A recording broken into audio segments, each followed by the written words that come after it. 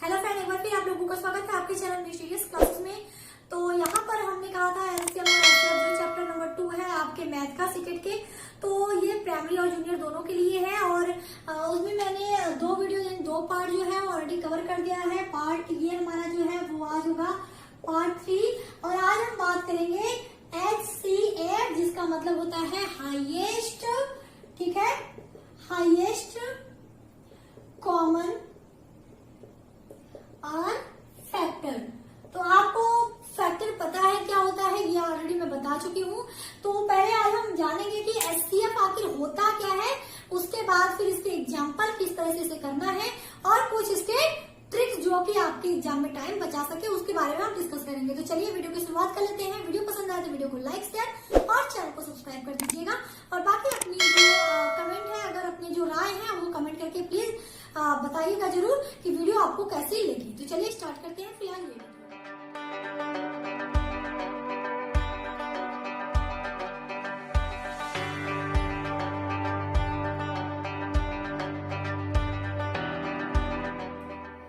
तो चलिए सबसे पहले समझते हैं आखिर कि एचसीएफ का मतलब क्या होता है। तो एचसीएफ जो है, ठीक है, ध्यान समझिएगा, एचसीएफ का मतलब होता है हाईएस्ट, इसका मतलब होता है सी फॉर कॉमन और एफ फॉर होता है फैक्टर।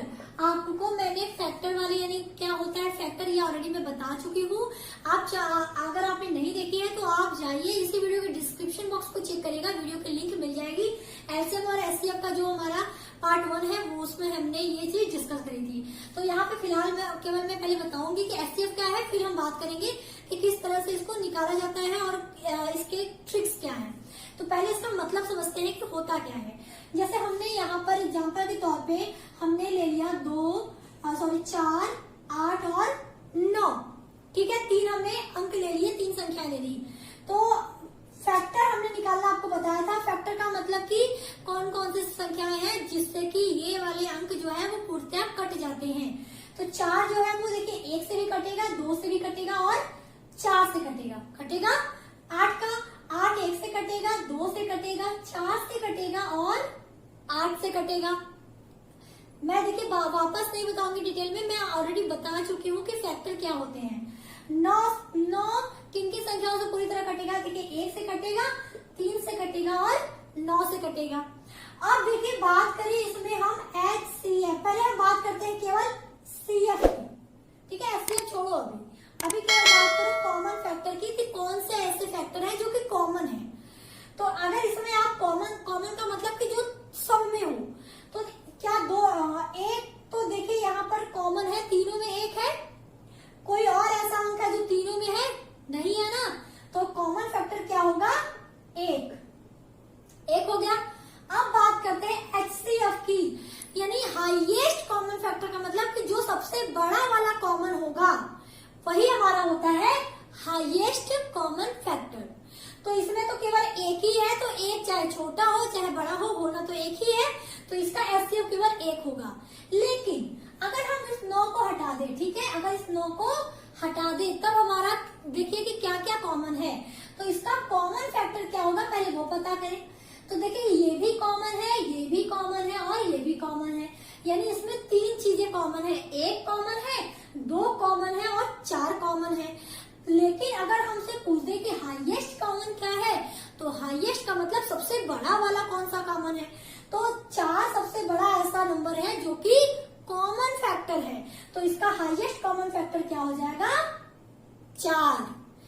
ये मतलब होता है कि क्या होता है हाईएस्ट कॉमन फैक्टर का मतलब, ठीक है।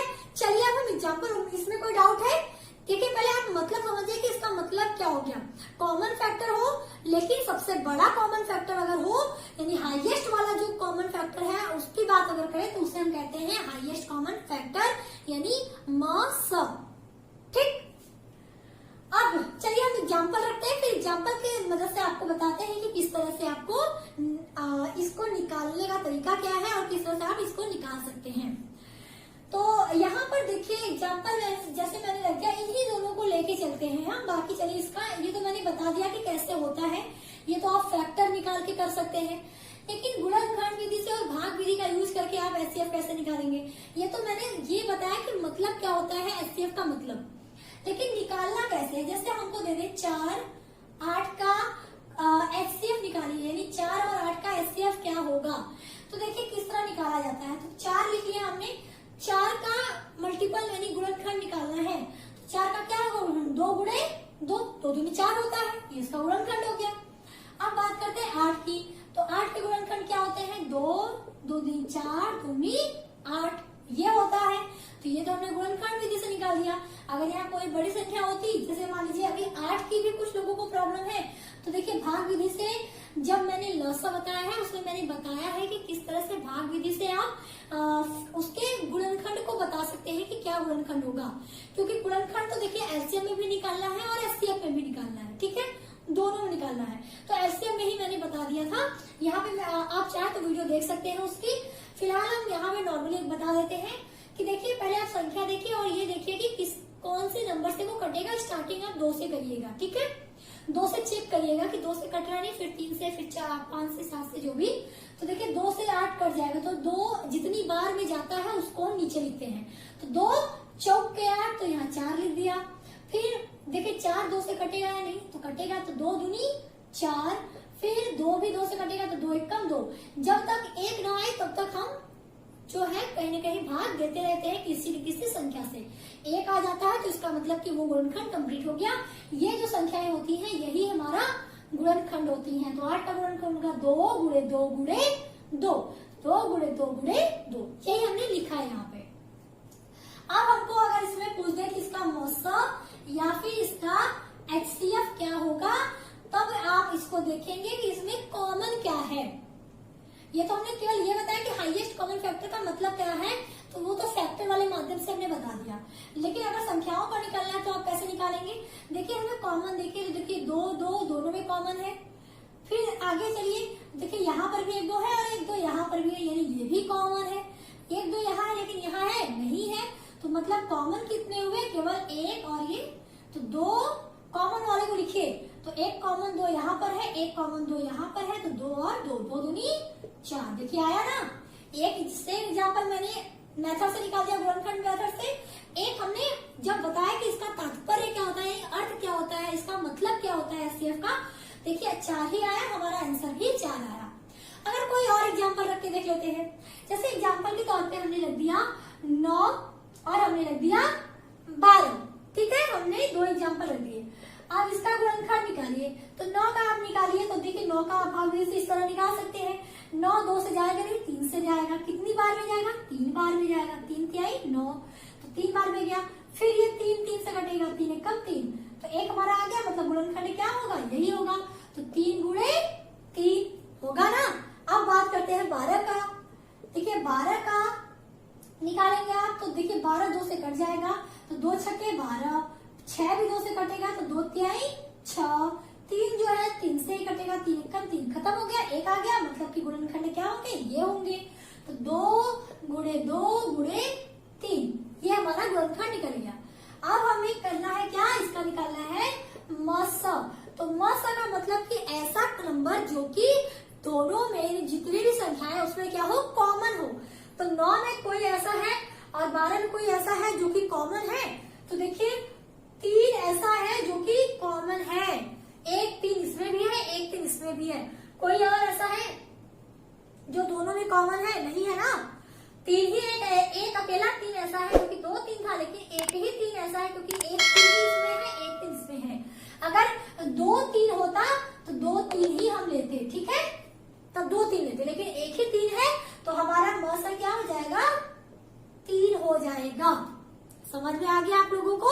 इस तरह से निकाला जाता है। ये तो हमने नॉर्मली मेथड से बताया कि किस तरह से आप निकालेंगे। अभी हम बात करते हैं ट्रिक की। जब ट्रिक आप कैसे निकालेंगे, क्योंकि ये सब प्रोसेस छोटा डिजिट था तो आपने आराम से कर लिया, बड़ा डिजिट होगा तो आप कैसे करेंगे? चलिए, तो इसलिए हम यहाँ पे बताते हैं कि ट्रिक का यूज करके आप बड़ा डिजिट भी हो चाहे छोटा डिजिट हो, आप किस तरह से अपना जो है वो एचसीएफ निकाल सकते हैं और एग्जाम में किस तरह से आपको पूछेगा वो भी चलिए डिस्कस कर लेते हैं। तो चलिए देखिए, मैंने कुछ एग्जाम्पल रखे हैं, मैं एग्जाम्पल यहाँ पे लिखती हूँ, फिर उसके अकॉर्डिंग आपको बताती हूँ। तो जहाँ पे जैसे एक एग्जाम्पल में 2 एग्जाम्पल आप लोगों को समझा दूंगी, 2 एग्जाम्पल काफी है। जैसे पहला एग्जाम्पल हमारा है 18, 24 और 87। इसका तो आप लोगों को काफी टाइम लग जाएगा, लेकिन ट्रिक के माध्यम से देखिए कितनी आसानी से आप कर लेंगे। इसके अलावा देखिए एग्जाम में कुछ इसी तरह आपसे पूछेगा, छोटे छोटे डिजिट दे देगा वो, बड़े बड़े डिजिट देंगे। तो एक एग्जाम्पल हम रख लेते हैं, जैसे 36, 12 और 72, ठीक है। दो हमने एग्जाम्पल यहाँ पे रख लिए, चलिए दोनों को देख लेते हैं। देखिए हमारे पास बड़ा डिजिट है तो हम क्या करेंगे, हम 87 का निकालें, कितना निकालें। तो जब आपने मेरी फैक्टर वाली वीडियो देखी होगी जिसमें यानी एलसीएम और एचसीएफ का पार्ट 1 जब आपने देखा होगा, तो उसमें मैंने फैक्टर जो है यानी जो फैक्टर है यानी गुणनखंड जो है उसको निकालने के लिए बताया था कि जब बड़ी संख्या हो, क्योंकि फैक्टर जो है वो स्टार्ट होता है, जैसे 87 का फैक्टर 1 से 87 के बीच में कुछ संख्याएं होंगी, 1 होगा, 87 होगा, इसके अलावा कुछ संख्याएं बीच में होंगी। तो मैंने कहा था कि आप एक एक संख्या लेके चलेंगे तो आपको थोड़ा टाइम लग जाएगा। इससे अच्छा कि आप संख्याओं को छोटी छोटी संख्याओं से भाग दीजिए ताकि आपके आंसर फटाफट आ जाए। जैसे 87 2 से तो जाएगा नहीं, 3 से अगर हम भाग देके देखें तो 3 दूनी 6, 3 9 27, यानी 3 गुणे 29, कहीं ना कहीं 87 का एक कहीं ना कहीं फैक्टर होगा, 3 भी फैक्टर होगा, 29 भी होगा। तो अगर हम यहाँ बात करें तो आप सिंपल करिए, 3 गुणे 29 कर सकते हैं 87 को। देखिए कॉमन निकालने का तरीका बता रही हूँ मैं। 24 का तो 8 16 8 तिहाई 24 होता है ना, होता है कि नहीं होता है। तोड़िए, केवल दो भाग में तोड़ना सीखिए, 2 भाग में तोड़ना सीख जाएंगे आप, आराम से एचसीएफ निकालना सीख जाएंगे। 18 को निकालिए तो 3 छके 18। अब देखिए कि क्योंकि एचसीएफ निकालना देखिए बहुत आसान है, अब आपको इसमें क्या करना है, कॉमन निकालना है, कॉमन। हाँ तो देखिए 3 इसमें भी है, 3 इसमें भी है, 3 इसमें भी है ना, तीनों में 3 है। तो एचसीएफ जब हम करेंगे तो एक तो 3 होगा, इसके अलावा देखिए क्या कोई ऐसा नंबर और है जो कि रिपीट होगा, क्या कोई ऐसा नंबर है जो कि तीनों में फिर रिपीट होगा। तो देखिए 29 है, यहाँ पे 6 है, यहाँ पे 8 है, तो 29 कहीं ना कहीं एक प्राइम नंबर है। तो प्राइम नंबर है यानी कि कोई भी संख्या आप दोबारा रिपीट नहीं होगी, तीनों में कॉमन नहीं होगी। तो इसका एचसीएफ क्या होगा, इसका एचसीएफ केवल 3 होगा। समझ में आ गया, यानी क्योंकि 29 एक प्राइम नंबर है तो 29 तो आप किसी और से कटने वाला है नहीं, बिल्कुल नहीं कटने वाला ना। तो 29, 8 और 6 को देख रहा है आपको कि इन तीनों में से कोई भी, क्या इन लोगों को तोड़ने पर कोई और ऐसा है जो कॉमन निकल रहा है, तीनों में नहीं निकल रहा है। इसका मतलब कि केवल यही 3 है जो कि इन तीनों संख्याओं में कॉमन है। तो ये हमारा हो जाएगा इसका मसा 3। इस तरह से आप टाइम निकाल के बता सकते हैं। जैसे अभी आप क्या करते हैं, अभी आप 18 का निकालते हैं, फिर आप 24 का निकालते हैं, फिर आप 87 का निकालते हैं, उसके बाद 18 24 87 का आप लिखते, सारी चीजें लिखते हैं, उसके बाद फिर आप मसा करके तब उसके बाद निकालते, तब तो टाइम लग जाता ना। यहाँ पे तो आपको संख्याओं को 2 भाग में इसका तोड़ना है कि कुछ ऐसा नंबर आ जाए जो कि तीनों में कॉमन हो, फटाफट लिख दिया।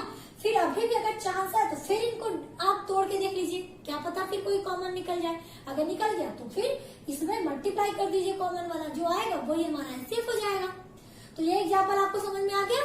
देखिए एग्जाम में इसी तरह पूछेगा, आपको ऐसी बड़ी बड़ी संख्या दे देगा, फिर पूछेगा कि इसका एचसीएफ क्या होगा, आप बताइए। ठीक है, अब चलिए इसको देख लेते हैं।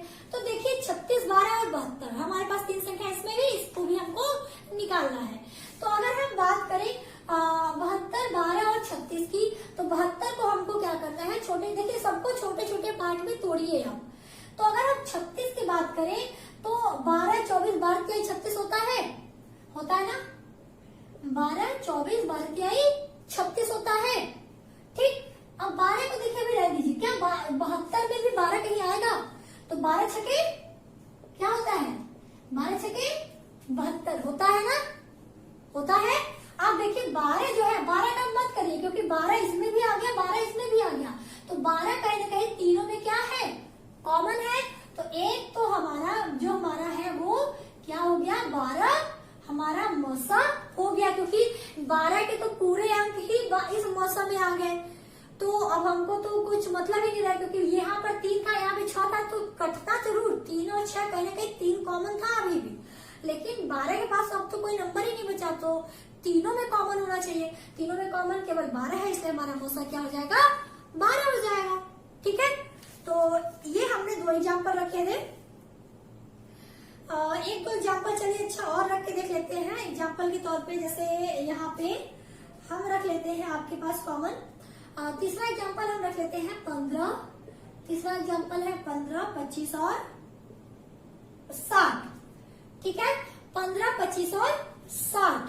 तो इसको भी अगर आप तोड़ के देखें तो ये हमारा कहीं ना कहीं टूटेगा 12 पंजे 60 होता है।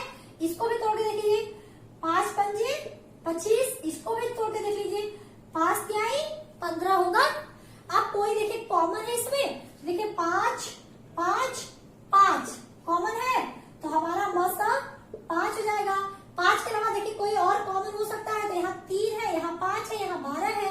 तो 12 को तो हम तोड़ सकते हैं, 3 चौक के 12, तो 3 3 अभी भी कॉमन होगा, लेकिन ये 5 में कॉमन तो नहीं है, तीनों में कॉमन होना चाहिए तो नहीं है, तो इसका मौसा क्या हो जाएगा, केवल 5। ठीक, और एग्जाम्पल है कोई और एग्जाम्पल रखें? कितना काफी है आप लोग बताएं। चलिए अच्छा एक एग्जाम्पल और रख लेते हैं। जैसे चौथा एग्जाम्पल हम रख लेते हैं आपका 8, आपका 12 और आपका हम रख लेते हैं 24। ठीक है, चलिए 3 और रख लेते हैं। तो अब 8 को फिर 2 भाग में तोड़िए, तो 4 दूनी 8, 4 तिहाई 12, 4 छक्के 24 होगा। उसके बाद कॉमन देखिए कहीं है, 4 देखिए कॉमन है, तो मौसा में एक तो 4 होगा और 4 के अलावा चेक करिए कि क्या और कोई हो सकता है। तो यहाँ 2 है, यहाँ 3 है, यहाँ 6।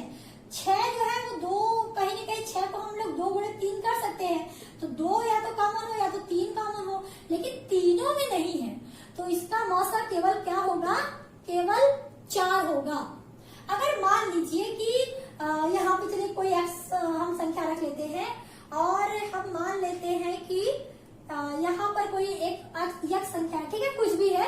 यहाँ पे अभी हम चलिए मान लेते हैं यहाँ पे जो भी रहा हो, हमने मान लिया यहाँ पे 15 था, ठीक है। यहाँ पे मान लीजिए दूसरी संख्या है और यहाँ पे हमारी वैल्यू अभी आई जैसे यहाँ 75 रख दिया हमने, नहीं 3,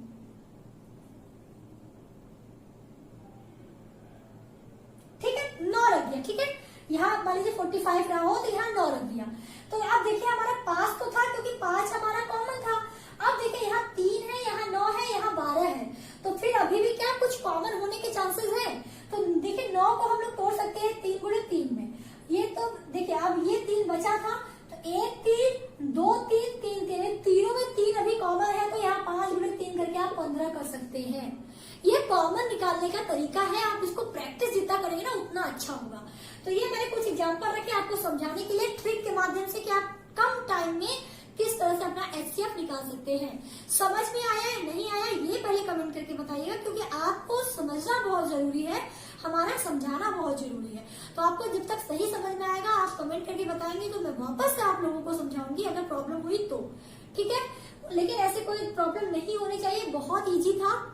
आपको केवल हर संख्या को कुछ ऐसे कॉमन फैक्टर में बांटना है 2 भाग में, फिर देखना है कि कुछ कॉमन बनता है या नहीं तीनों में से, या फिर जितनी भी संख्याएं होंगी उतनी में से कुछ कॉमन बनता है, कॉमन को लिखते जाइए बस और उसका मल्टीप्लाई कर दीजिए, हो जाएगा, सिंपल है। तो उम्मीद करते हो कि सारी चीजें आपको समझ में आ गई होंगी। अगर समझ में आ गई हो तो वीडियो को लाइक भी कर दे और कमेंट करके बताएं और वीडियो को शेयर कर दे दोस्तों के साथ, और चैनल पे नए आए तो चैनल को सब्सक्राइब भी कर दे और बेल बटन को प्रेस कर दे। Thank you so much, take care, bye bye, जय हिंद। मिलती हूँ आपके साथ नेक्स्ट वीडियो।